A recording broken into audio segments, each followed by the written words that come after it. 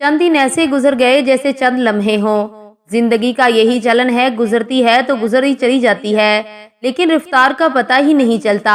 पता उस वक्त चलता है जब कहीं ब्रेक लग जाए या किसी हादसे का शिकार हो जाएं।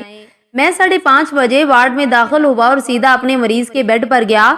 उसे जरूरत की अशिया थमाकर बेंच पर बैठा ही था कि मेरे मरीज के सामने वाले बेड पर एक रश और हुजूम था। मालूम करने पर पता चला कि वही जबान दराज और बेलगाम लड़की का ऑपरेशन हुआ है। इसे हमारे सामने वाले बेड पर मुंतकिल कर दिया गया है।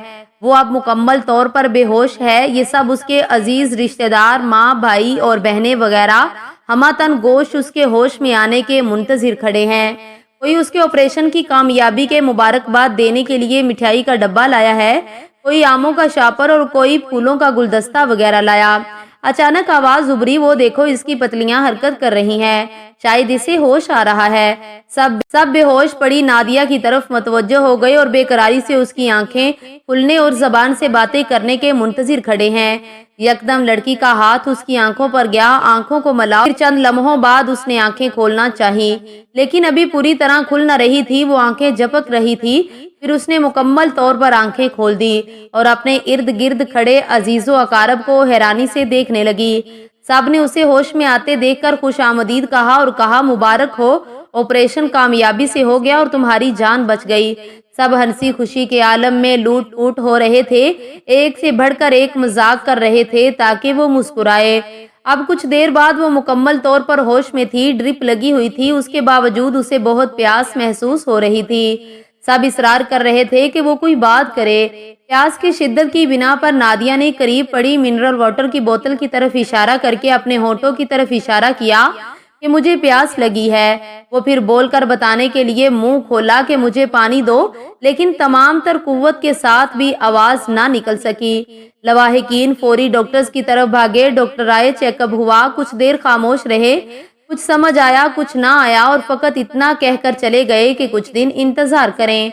अब नादिया बार बार अपना हाथ गले पर ले जाकर फेर रही थी, उंगलियां मुंह में मार रही थी, जबानें हाथ में पकड़ पकड़ कर मरोड़ रही थी, जानबूझकर खांसती जा रही थी कि किसी तरह से आवाज निकल सके, लेकिन कुछ हासिल ना हो रहा था। आखिर उसने अपना सर पीटना शुरू कर दिया, बाल नोचने शुरू कर दिए और फिर इशारों की जबान में बातें करने लगी। उसने तो कभी गूंगों की इशारों वाली जबान सीखी न थी, बल्कि उसे सीखने के मुतालिक कभी सोचा भी न था। लेकिन अब वो चंद मिनट में इस पर अबूर कैसे हासिल कर चुकी थी। वो इशारों से बयान कर रही थी, आंखों से आंसू मूसलाधार बारिश की तरह बरसते जा रहे थे। वो हाथों के इशारों से बयान कर रही थी कि हाय मैं लुट गई, हाय मेरी दुनिया अंधेर हो गई, हाय मेरी जुबान गुंग हो गई, कोई जाए मेरी आवाज को वापस ला दे।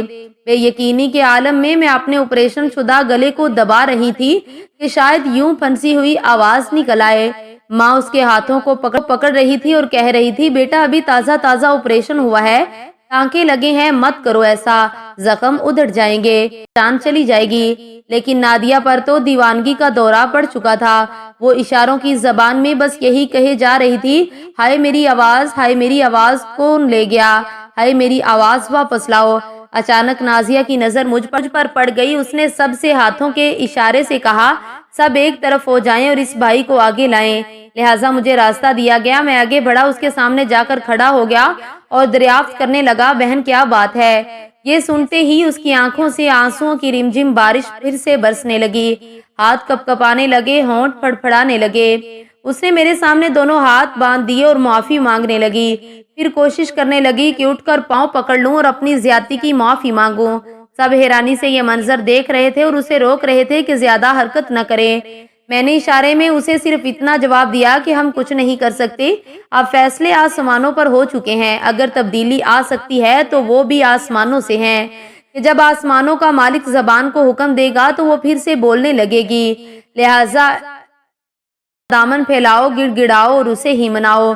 देखते ही देखते नादिया पर एक दीवानगी का आलम तारी हुआ। उसके हाथ फिजा में एक मशीन की तरह तेजी से हरकत करने लगे। लगता है वो अभी भी ड्रिप उतार कर दूर फेंक देगी, और उठकर भाग खड़ी हो गई। चंद अफराद ने उसको काबू किया। एक भाई नर्स को बुला लाया। उसने मौके की नजाकत के तहत मुख्तलिफ मजबूत हाथों में जकड़ी नादिया को जबरदस्ती बेहोशी का इंजेक्शन लगा दिया। ٹھیک 2 منٹ بعد نادیہ نیند کی وادی میں گم ہو چکی تھی۔ میں سمجھ گیا کہ اس کا آپریشن آسمانوں پر کر دیا گیا ہے۔ اس کی زبان کو پیدا کرنے والے نے حکم دے دیا ہے کہ چپ ہو جا، لہٰذا اب وہ چپ ہو چکی ہے اور اس کی آواز وہاں جا چکی ہے کہ جہاں جا کر بھی کوئی واپس نہیں آتا۔ اب یہ آواز کبھی واپس نہ آئے گی۔ یہ اللہ کے عذاب کا کوڑا ہے جو اس پر برس چکا تھا۔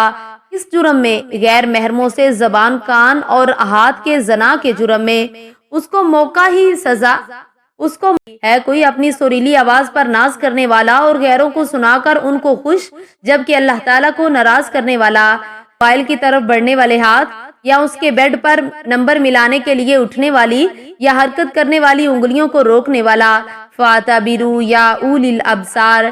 میں نے ڈاکٹر سے پوچھا معاملہ کیا ہے؟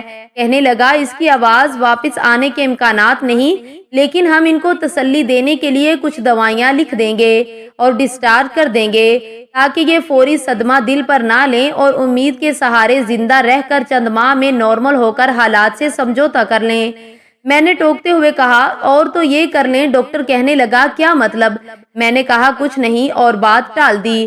تیسرے دن ہسپتال کے ڈاکٹروں کی طرف سے چند دوائیاں لکھ کر ان کو چھٹی دے دی گئی۔ کیا جاتے ہوئے آتی تھی لیکن زبان ساتھ نہ دے رہی تھی۔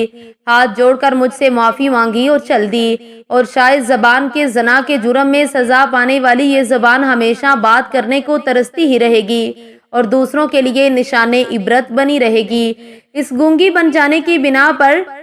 کے گونگی بنا پر کوئی اسے اپنائے گا بھی کہ نہیں، یا یوں ہی سڑتے اور سسکتے ہوئے اس کی زندگی کا خاتمہ ہو جائے گا۔